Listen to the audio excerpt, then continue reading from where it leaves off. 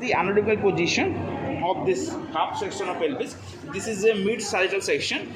Now here you can appreciate, see this anterior wall is very short, that is the pubic symphysis. So this is pubic symphysis anterior wall, and posterior wall is really longer, that is contributed by the sacrum. This is the sacral curvature, and that is why in many pelvic viscera the anterior wall is shorter compared to the posterior wall.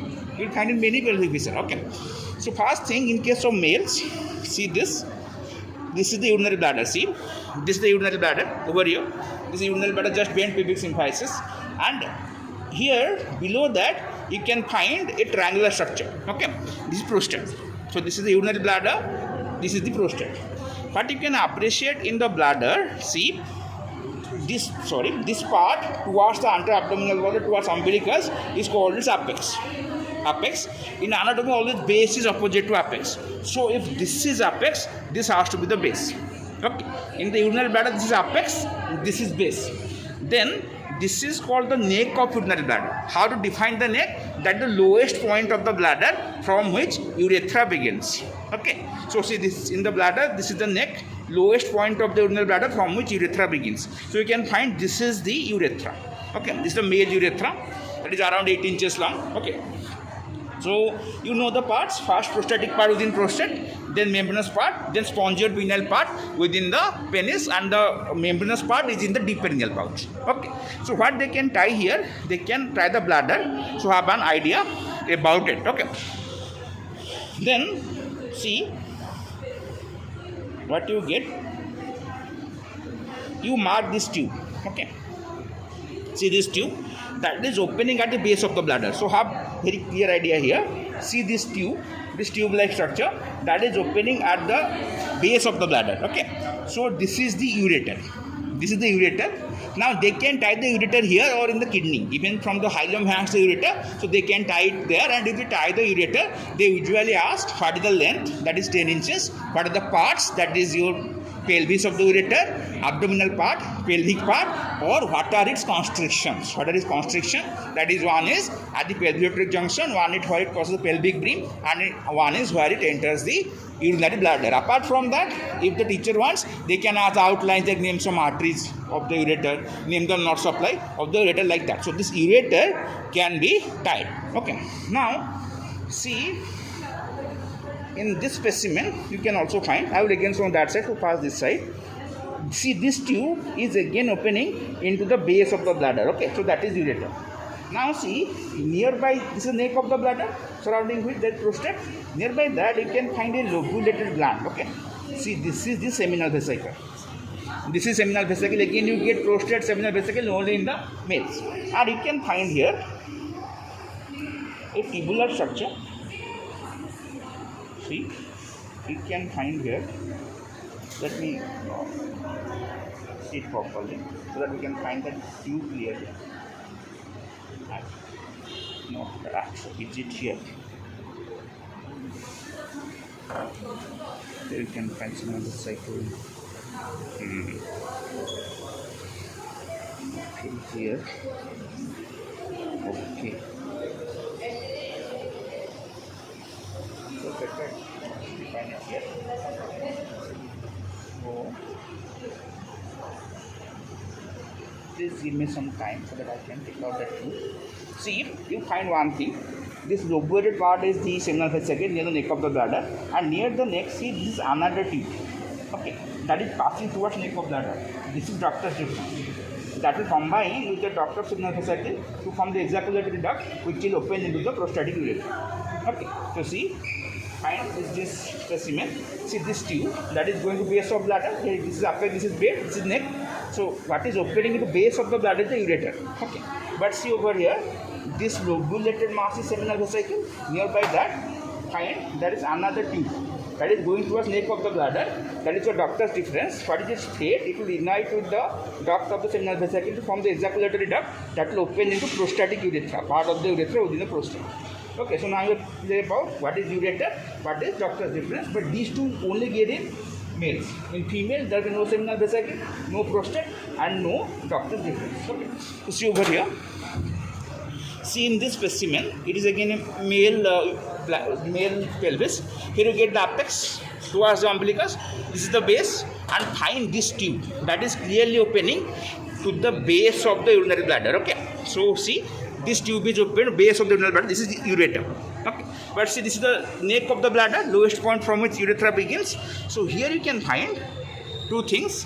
See, there is a lobulated mass here, lobulated mass. Okay, that is seminal vesicle, and nearby that you find another tube beneath which I put my forceps, another tube that is going towards the neck of the bladder.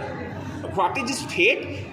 This tube will unite with the duct of the seminal vesicle to form the ejaculatory duct. So this is your ductus deferens. See, the ureter opens on the base of the bladder, but the ductus deferens goes towards his neck. What it does there? Ductus deferens unites with the duct of seminal vesicle to form ejaculatory duct that will open into prostatic urethra, the part of the urethra within the prostate. So obviously you get ductus deferens, seminal vesicle, prostate only in a male. Only in a male. Okay. So have an idea what is the position of the ductus deferens and what is the position of the ureter, but they don't usually tie ductus deferens or this thing that is seminal vesicle. Now see, in case of a male pelvis, this is the structure urinary bladder followed by urethra. Now see, in front of sacral curvature, this is the rectum. Okay, followed by the anal canal. So this is the rectum that is followed by the anal canal, and this pouch of peritoneum is rectovesical pouch of peritoneum, because vesical means anything related to the urinary bladder. Okay, so this is the male pelvis that you get. Now you see, also you can get the same thing here. Okay, but here the ductus deferens is not very clear, but you can also find here, this is a case of male pelvis, again pubic symphysis, urinary bladder, this is sacrum, and this is the rectum for the anal canal, and here you can find, see this muscle, see this bunch of muscle fibers, this is psoas major. See this bunch I am holding with my left hand, it is psoas major. Psoas major is very commonly tied, read everything about it. Origin, insertion, nerve supply, action. Origin is from the lumbar vertebra, body and transverse process. Insertion into psoas major, as a trochanter of femur. Nerve supply, highly controversial. Books give any value between L1 to L4. Okay, and then the action, if you don't remember anything, simply write flexion of the trunk. This thing will cause the flexion of the trunk. If you don't remember anything, simply write flexion of the trunk. Okay. So then we need to go to the female pelvis. So see, arrangement. Okay. So see over here, in this case, what you can find, in both the cases the bladder is torn. Okay. So see over here, again you find the pubic symphysis forming anterior wall. This is sacral curvature that is also partly broken forming posterior wall. Now see over here, this structure that is stored here is the urinary bladder, that is followed by urethra, and see the difference between the male urethra and the female urethra. Okay, see a case of a male urethra, how it is just like this, starting from the neck of bladder, opening at the tip of glans penis, that is 8 inches long. But see the female urethra, that is very short, only 4 centimeters. So have that in mind, the female urethra is 4 centimeters. Why you should have it in your mind?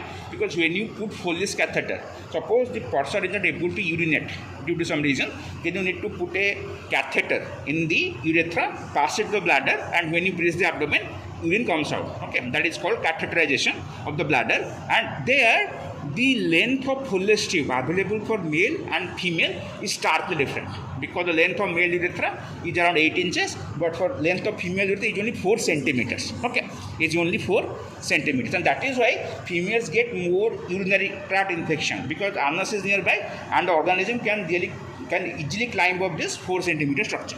Okay, then see, just in front of sacral curvature here the rectum for the anal canal.